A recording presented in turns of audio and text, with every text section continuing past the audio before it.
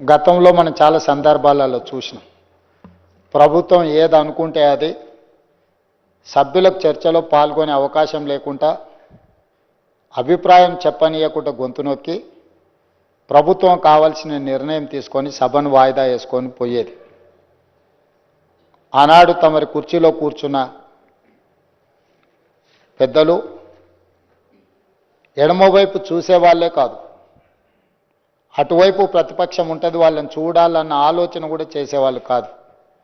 ఎంతసేపు ఉన్న treasury benches వైపు చూసి అటువైపు చూడకుండానే చర్చను ముగించి ఇటువైపు నుంచి ఏం చెప్తారో దాంతోనే చర్చ ముగిసేది. కానీ తమరు ప్రతిపక్షానికి వీలైనంత మేరకు అవకాశం ఇచ్చి వాళ్ళ అభిప్రాయాలను చెప్పడానికి అవకాశం ఇచ్చారు.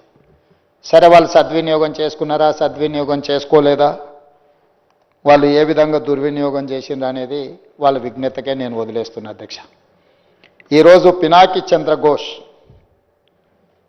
ఈ కమిషన్ ఆఫ్ ఎంక్వైరీకి బాధ్యత తీసుకున్న వ్యక్తి, judge of Calcutta high court, chief justice of Andhra Pradesh high court, judge Supreme Court of India, member national human rights commission, first Lokpal of India.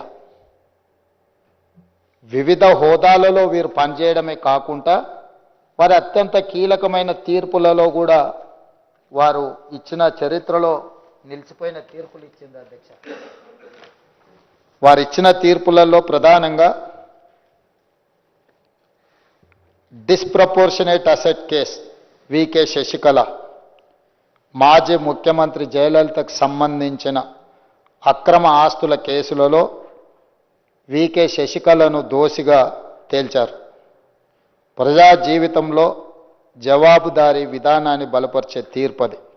అదేవిధంగా 498A IPC guidelines 2014 dowry related కంప్లైంట్స్లో ఆటోమేటిక్ అరెస్టు జరగకూడదని, ముందుగా ప్రిలిమినరీ ఎంక్వైరీ అవసరమని స్పష్టం చేశారు. చట్టం ఎక్కడైతే దుర్వినియోగం జరుగుతుందో అడ్డుకునే దిశగా వారు తీర్పులు ఇవ్వడం జరిగింది.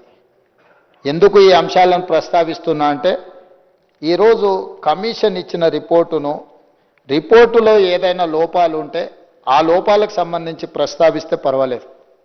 కానీ సభలో అంత కీలకమైన బాధ్యతలను నిర్వహించిన సుదీర్ఘమైన అనుభవం ఉన్న పినాకి చంద్రఘోష్ గారి గురించి తక్కువ చేసి మాట్లాడడం ఈ సభా గౌరవాన్ని పెంచదు. ఇది మంచి సాంప్రదాయం కాదు.